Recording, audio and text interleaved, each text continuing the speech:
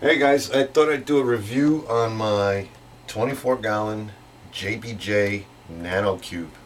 Rather than doing an unboxing where you just see what it looks like when it comes out of the box, I've had this up and running for about 3 months, and just wanted to give you an overall unbiased opinion of what I think and see if you want one.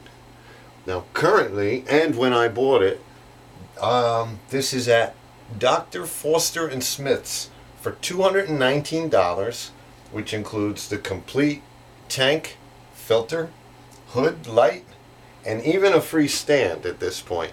Really the only thing you'll need to get this rolling is a heater, and that's not a big investment. So $219 gets you in the hobby, so to speak. I mean, you'll still need testing equipment, salt mix, a good water source, and lots of other things: coral, live rock, fish, but let's just go over what you get for your $219. Now the good things, I'll start with, it's an all-in-one system for $219. You can go spend $100 on a 10-gallon setup with a light and a filter and all this, and yes, that'll work too if you get a good enough light. This is all proven to work. Is it the best? No, but this will get you up and running and in the hobby. Alright, so you've got a hood here which has 2 compact fluorescent lights in it.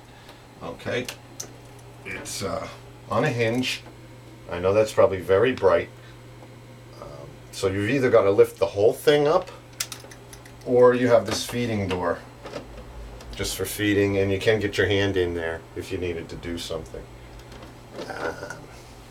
Other than that, the nice things I like about it, I love the curved front glass for a couple of reasons. Normally on the other tanks, you have a seam there with silicone. Now, not that it's unsightly, unless you get a cheap one, which they seem to glob all the silicone on.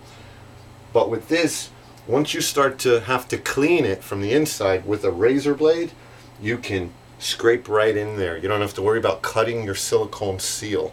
I also prefer the look of it. I think it's, it's designed very nice. Let's see. The filter media is included, so it gives you some biological filter and some mechanical filtration. Also, a bag of carbon. I didn't use any of that. I did kind of use this foam sponges that they gave me, but not in the order, not in the way they're meant to be used. I kind of modded the whole back the way I wanted to do it. And yeah, now what's bad about this? Well, to get into the hobby, it's okay. But once you get into this hobby, you're going to realize you want to do modifications. You're going to be on YouTube talking to other reefers and seeing what they're doing. The big problem is in the back. Let me shut the light off and give you an idea here. And the blue light's also going to be shut off.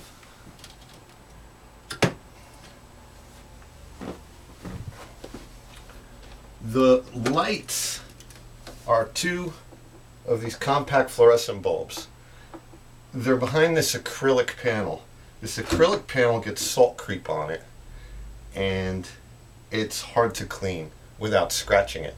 And I sprayed distilled RODI water on it and try to wipe it off without scratching the acrylic. If you scratch the acrylic, you're not getting the same light penetration. Also, there's this section back here that is really level with the top of this when it's closed.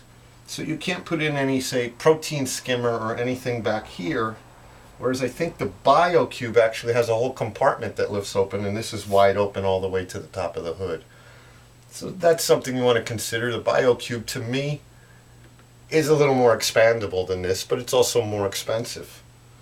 I added some do-it-yourself strip lights that come on a roll, just wired them up, and I put a few pieces in here, wired them up so only the blues come on. Because the other problem is these lights, including 2 little LED bulbs that they give you that are almost useless, are all on one plug. So you can't bring your lighting up slowly, or what they call ramping up. In other words, this thing goes full sunlight from nothing. Okay. Let's see. Let's put the light back on.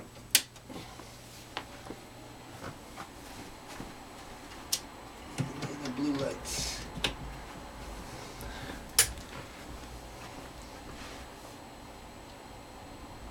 So, the other thing I notice is, let's come down into the tank a little bit here.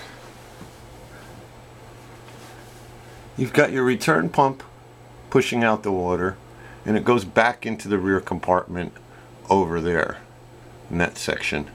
I don't feel that you get a lot of water exchange. In other words, a lot of stuff is spinning in the middle all the time.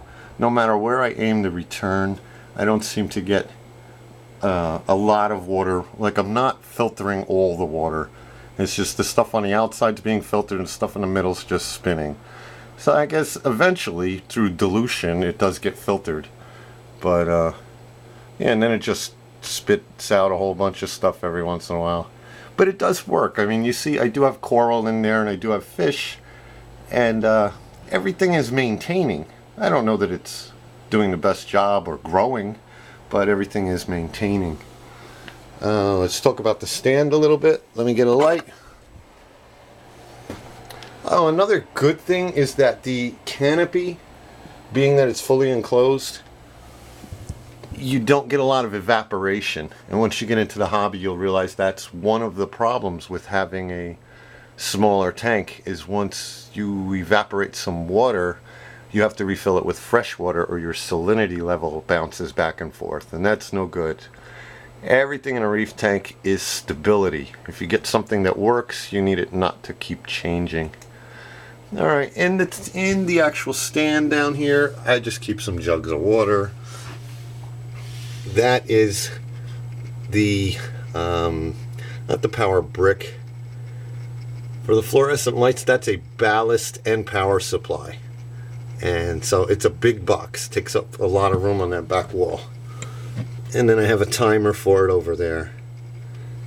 I wouldn't try to make a refugium in here, simply because it's particle board, and you really don't want that stewing in humidity when it's holding up a couple 100 pounds of fish tank. That's my personal opinion. Guys have done it. They can fit things in there. This is not the free stand that is pictured, but it works. I mean, it goes together. It comes flat in a box, and it goes together with cam screws and things like that. You know, like anything else that comes flat in a box. And it's not horrible looking. So in short, this will get you into the hobby.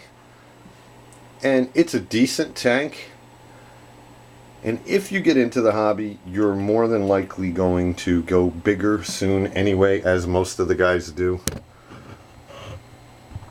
So, and then this will become a great quarantine tank. You know, and you'll learn more about that once you get into it. So all in all, would I buy it again? Yeah, for $219 it got me right into the hobby again. I've always had fish tanks. I've had cubes before, and in the past I would always go bigger, and then drop out of the hobby. I'm going to try and stick with the cube this time, because once I went bigger, I went with fish that weren't coral compatible, and that's fun for a while. Then when you start doing 50-gallon water changes, it loses a little bit of the romance, in my opinion. There's guys out there doing it with beautiful tanks, but okay, I hope this helped somebody. So like I said, it was Dr. Foster and Smith.